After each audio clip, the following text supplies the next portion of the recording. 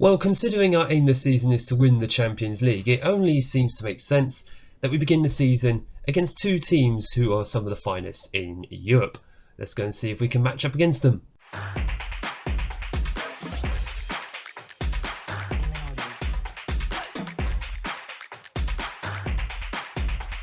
Hello and welcome back to Unemployed to Legends Club 4 episode 11 with Liverpool. My name is Craig and coming up on today's episode, it's the first two proper matches of the season, away against Manchester United in the Premier League and then against Barcelona in the Super Cup final. Now, since you were last with me, no matches have actually happened. I clicked on the wrong screens already, blimey. Nothing's actually happened, not in terms of matches or transfers, although that last episode we did win the last pre-season Cup of, pre-season. 2-1 against Tottenham at Wembley. A great way to start. Another trophy ticked off as well. But today will be two matches where it will really show if we are truly capable of being able to win the Champions League. Or we just make some changes depending on what actually happens in these matches. It's early days. And of course the Champions League doesn't begin for another month. But that's what we're going to be focusing heavily on after this episode. But for now, we're going to go up against the two big dogs of European football. Manchester United are first. And just to give a quick example, is that the word I'm looking for? No, a quick look at the season preview. We are currently the second best team, apparently, in the entirety of England. Man City, of course, because they have Erling Haaland, who's like the number one player. Yeah, you can see that behind my head. He's the number one player, obviously, in the country. No great surprises there. So this is going to be the 11 that we are going to be sending out. It's going to be Lotka in goal, the new signing. He did start against Tottenham in the last match and he seemed okay. He's supposed to be better than Dennis Simon, 30-year-old German goalkeeper. I was about to say capped, but he's not. None of them are actually capped. I think Dennis Simon might be capped at youth level for Germany, but that's about it. We brought him in for about £10.5 million from Bayer Leverkusen. We'll be seeing how he performs at the start of this season. A back four: Silva, Borja, Becerra and Alexander-Arnold. TAA is only starting because where is he? Where is Amaral? So hang on, where is Amaral? I know he's injured at the moment, but he's not even showing on... Hang on, I've got to investigate this. Where is he? Amaral? Don't tell me we've lost him. Hang on. Guillermo Amaral. He's still in the squad, apparently. What's going on? He's just disappeared from my squad, apparently. He's not in the under-21s. What? How can... This is very confusing. He just seems to have disappeared until... Hang on, he hasn't gone, has he? No, he hasn't. He's still in the club somewhere. I don't know where he's gone. He's not in the under-21s. We'll find him after this match. Stingel is at the base of the midfield. Lavia and Ricky ahead of him.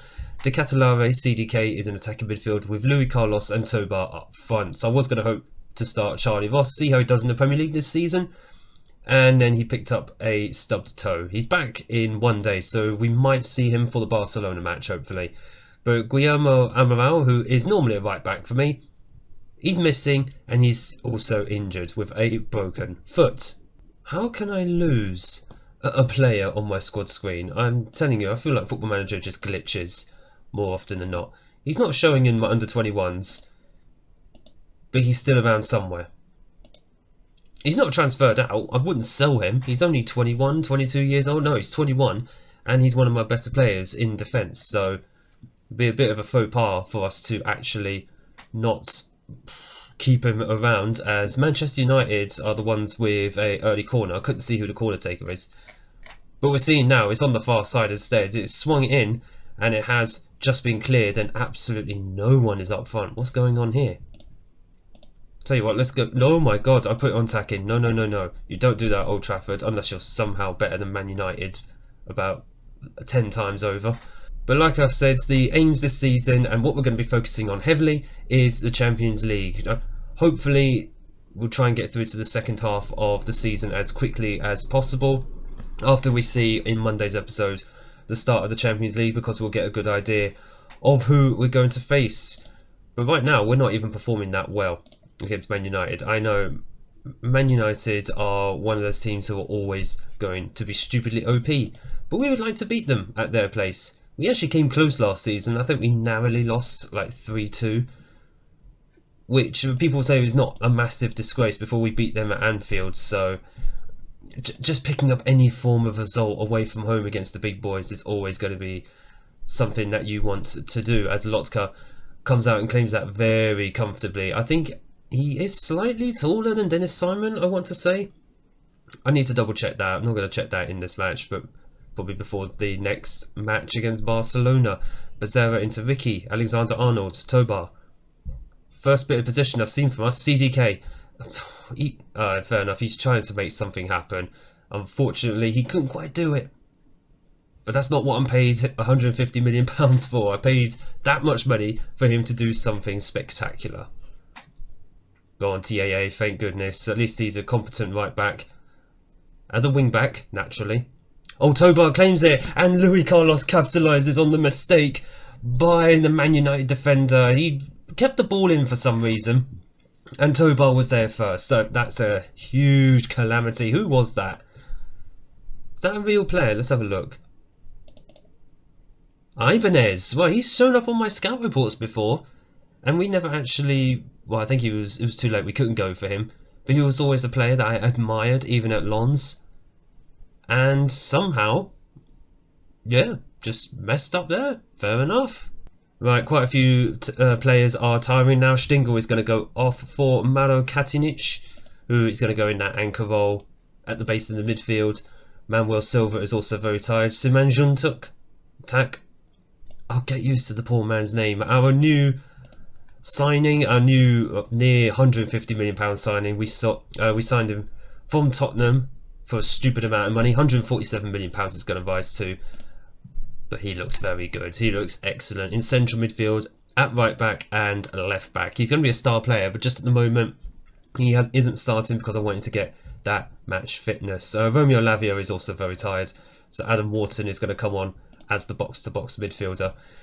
And he wants a lot more game time this season. He's going to have to earn it. And if he's going to be playing, it's probably going to be as a box-to-box midfielder, because we needed one of those for this season. But there just wasn't any on the open market, which is really weird. Really weird. I can't speak properly. TAA scooping up that ball. I know there's a lot more tired players now. And we probably shouldn't be on a high press still at this stage, as TAA just gets rinsed on our right hand side. The ball, oh my god, I thought Adam Wharton just did what Ibanez did earlier, but thankfully he gets a toe on it and Lotka is able to pick that up. In fact, what we are going to do, we're going to go to a lower defensive line, just bring the line of engagement back just a little bit. I think it's going to be a little too late anyway, as far as this highlight goes. And yeah, they're through here. Cancellieri and Darwin Nunez, of all players, doesn't he miss more often than not? Oh dear, right, it's okay, we're drawing, we got 10 minutes to go. I don't want to see this replay again. Let's just try and drag those lines back just a little bit, as we've got a couple more substitutions and a lot more tired players. TAA is going to go off, Paul Williams at right back. In fact, no, what we'll do, Siman Juntak. I'm just going to say Siman, just purely for giving my tongue a bit of a rest. Saravia is going to come on at left back. And what we're going to do, we're just going to drop one player down into the support role. That will be Ricky. In fact, we actually have one more substitution. So, both our centre-backs are looking very tired. So what I'm going to do, Becerra is actually going to come off for Debola. And Debola will just play in central defence for the remainder of this match. And we do have a highlight with just 2 minutes to go. I'm not getting greedy, but I would like to sneak a winner at Old Trafford. Although a draw I would happily take at this point as well. It's clear we can perform at Old Trafford. It's just Manchester United are so strong, aren't they? There's not much you can do against them at Old Trafford itself. And right now we've just been completely pinned back into our own half. Oh, good stuff. Who was that? Oh, stop losing the ball in stupid places. They're just pouring forward here at the moment. Just over. What we're going to do is we're going to drop back to balanced. Start getting the time wasting on a little bit. Low line of engagement. Do not trigger the press too often. Oh god. Why are you giving us a highlight? Lotka just about saves it. We have less than 10 seconds officially. Hopefully this corner will be the last action of the match. And holding our breath. It's just about cleared. Blow the whistle, ref, please. Blow the whistle. Come on. Lotka held it, and that should be the last of it. We'll take a 1-1 draw away at Old Trafford. First day of the season. More than happy. Lotka just taking his time, as he should. Ref, would you like to blow the whistle? Ref? Oh my god, this referee is not blowing it, and Manchester United coming forward again. Oh no. Don't do this. It's just about cleared. Headed down, Tobar. Luis Carlos. Just hold the ball up, man. He's passed it back, that's fine. Is this referee lost his watch or something? Oh, there you go. Full time. It is 1-1. I thought we could sneak something, but I'm not getting ahead of myself. They out-XG'd us massively. Can't fault them for that. It's a 1-1 draw away. First day of the season. Yeah, and you know what? That's fine. For a team who pushed us very far last season in the title race, we kind of needed just to get a result there, just to give ourselves a bit of a mental edge. So now that we've got that, hopefully they'll bode well for us against Barcelona in the Super Cup final. So one new transfer to bring you just before we get into the Barcelona match, and that is another Brazilian, because South Americans are awesome. 19-year-old Brazilian midfielder Didi from newly promoted Bournemouth. Probably didn't expect a Brazilian player to be down on the south coast. I think Bournemouth do have in real life 1 or 2 Brazilian players. I'm not sure. You know what? I actually don't know, and I probably won't even bother checking after I do this episode. But we bought him in for £13 million. Not too bad, but considering he's worth about 3 to 4 times that amount, you probably won't see much of him because he is sitting in the under-21s where he will continue to sit, except for cup matches probably. So as far as cup matches go, he'll be a nice little bit of depth, which is fantastic.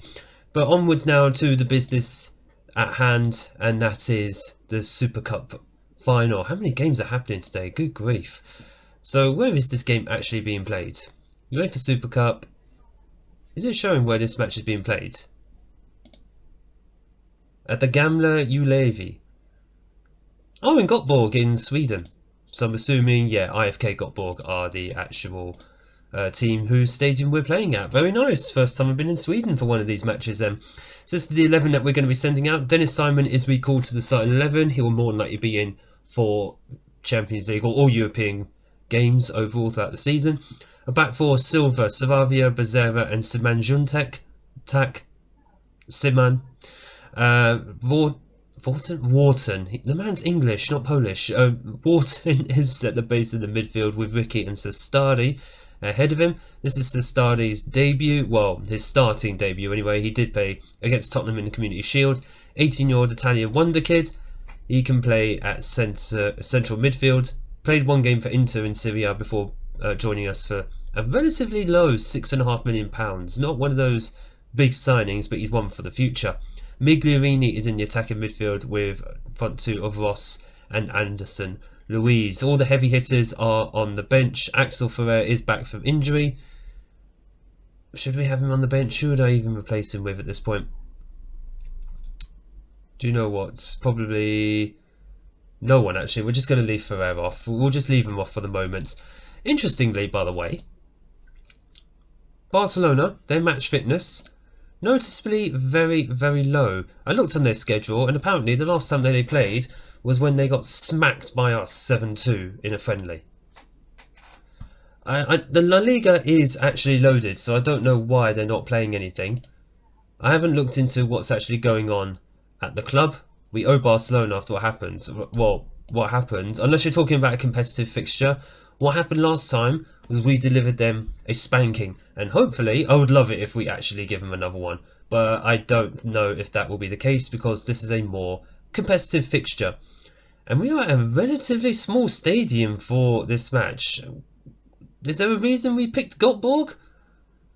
I would have thought the Super Cup would be at a much bigger stadium. I know it's seen as the least important of all the European competitions, but you'd have thought they'd pick a stadium where that you can get more fans in. This match is supposed to be between the Premier League, the Champions League and Europa League winners. And we've just gone 1-0 up within 1 minute, but there's suspicion of offside. Nope. Charlie Ross has done it again. This is his first game of the season, his first competitive match of the season, and the man has just got a goal within 1 minute. Sestari, by the way, with the assist. This is his starting debut, and he's literally just got an assist within 1 minute. That is incredible. Very good start, lightning start, and that's exactly what we wanted. Barca with the throw-in, and he has come back to us, thankfully. Sestari into Wharton. Someone just lost it there, but I had no idea who that was. Becerra into Siman. It was forward for Sestari, but Sestari has done well to try and harass the defender. He's a useful central midfielder, isn't he? £6.5 million wonder kid, folks. Don't ever say that there's not cheap wonder kids out there for the big teams. There is Ross, but it has been blocked. It is out for a corner. Aim for the big lads. Oh, let's see how Siman's corner technique is. That's not too bad. I blame the defender for not getting to that. Sestari goes for the shot, but it is blocked, and we win another corner, another chance for us to have another go at goal. I forgot to actually check my set pieces before this match. That's not great. Sestari, have a shot, man. Okay. Over the bars. Just absolutely ballooned it, but it's okay. Ross just about keeping the ball. Oh, it's into Anderson Luiz, and Anderson Luiz sticks one in the back of the net. Ross playing assist maker this time, and he's had a great first 14 minutes of the season. Quite literally his first 14 minutes of the season. He's supposed to be the best striker now at the club, and he's absolutely showing it. He has just torn Barcelona apart so far, as has Sestari. Both of them have carved Barcelona's defence completely open. Oh, I'm quite excited about our Champions League campaign all of a sudden. We've still got another month to go, to be fair, as Simon catches the ball out of the air very comfortably in the end under pressure. But yes, we've got another month to go until the Champions League campaign starts, and oh my god, that's such good play. The four front men all just swarmed Barca's defence, and they didn't know what to do. They were completely outnumbered, I think, really. We should have probably taken advantage of that. Free kick on the edge of the area, and absolutely nobody there. To be fair, Miglierini's not even 6 foot tall. I don't think he would have got to that. Sestari. They're closing him down more now. They know he is a threat, and I don't blame them, but it's up to him to respond and know how to deal with that. And Ross is through here. Oh, he probably should have had the shot earlier, but it is a corner. We still got a chance. Still got a chance for 3-0. Apparently the extra effort on attacking set pieces seems to be creating chances for us. Good, except for that. I'm going to need to check my set pieces. Probably do that before the second half. Becerra. Just playing a bit of keep ball. Nothing wrong with that. Nothing wrong with that, lads. Just play a bit of keep ball going into half time, where it will be 2-0. That is fantastic. Right, excuse me a moment while I actually go and check my set pieces. Right, set pieces checked. We are already underway in the second half, around an hour in. No highlights as yet. And hopefully, in fact, we got a corner here, so let's see how we do off the newly revamped set pieces. Miglierini was actually in the area for when the balls were going to come in, which was a big mistake because he's only about 5.5 feet tall, as that chance goes begging. He wouldn't have won anything in the air, which stands to reason why he doesn't go for any headers, because what is the point? Oh, well won there by Miglierini into Sestari. Oh, beautiful ball through into Ross. Is it another assist? Oh, it is. Sestari and Ross have formed a formidable partnership already. What have I created? Look at that. Oh, look at that for a through ball. The man could be a playmaker. He actually is a playmaker anyway. Central midfield, attacking central midfielder is not even his best role. But it's a useful role for him to have. Right, Saravia is going to go to left back. Sorry, Silva is tired. And Debola is going to come on. We'll let Borja just rest up a little bit more. Ricky is tired. So the box-to-box midfielder will be... In fact, what we're going to do, Wharton is going to go as the box-to-box. Ricky can then go off for Maro Katinic, who apparently he can be a bit of a deep line playmaker as well. And then again, maybe not. Actually, he can be. He's competent, apparently. Okay. Well, let's go and have a look then, shall we? We might as well test things out a little bit. Katinic, he can either be an anchor or a deep line playmaker. Very happy with either. If that gives Stingel a bit of a break in between matches, as and when needed, then absolutely fine. Right, Barca with their first spell of possession in this entire match. Let's nip it in the bud quickly, boys. I know we're 3-0 up, but I'd rather... Oh, I think that has been blocked. Oh, in fact, no, it just completely missed. Right, Debola into Bezero. Just going to play out from the back. Sestari. Oh, lovely. Overlap from Siman. He's got a couple of options in the box. Let's see what his crossing is like. It's apparently very good. Sestari. Katinic. Oh, off the post. Katinic played a nice little ball there. I don't know who had the shot because I didn't actually click on them. We have about 12 minutes to go. We're going to make the final... I say final 3 substitutions. We'll just make 2 for the moment. Charlie Ross, you know what, he's on a hat-trick. Let him be. Leave him be. Adam Wharton is on a yellow card and knackered, so you know what. Lavia, do we not have more options? Quite surprised. So I suppose Stingel, no need for him to go on, and Ferrer has just come back from injury. And you know what, actually, Ronaldo, he's going to go on. You know what, Ross can just have a break. You can just have a break for the rest of this match. Ronaldo needs some game time. He is going to come on for the final 10 minutes or so. And with just less than a minute to go, we have claimed our second trophy of the season. What a great view, by the way. Yeah, fantastic. We're going to see the players really walking up there. Oh, well done, SI. Well done. Now that we can see the actual stage, we are going to lift, for the first time in my FM history, we're going to lift the Super Cup. And it is a fantastic trophy for us to win. That's another one off the bucket list. Trophy number 2 claimed. I will be very, very happy if we, even if we only just claimed the Champions League after this. That would be pretty much the clean sweep, except for the FA Cup. But I'm not bothered about the FA Cup at the moment, especially. So let's just go and we'll try and win us the Champions League this season. So we are going to come back for the next episode, as I said, for the first Champions League matches of the season. And that's what we're going to be trying to focus on for the rest of the season. Hopefully the Premier League will just take care of itself. But for now, we don't know who we've actually got in the Champions League. So it'll be a nice little surprise for the next episode. If you have enjoyed this episode, make sure you hit the like button down below and smash the big red subscribe button. Apologies for the quality of this camera. I don't know what's wrong with it. I thought I got the settings all done. But regardless, your support on the series is greatly appreciated. So thank you all so much for watching, and look forward to seeing you all in the next episode.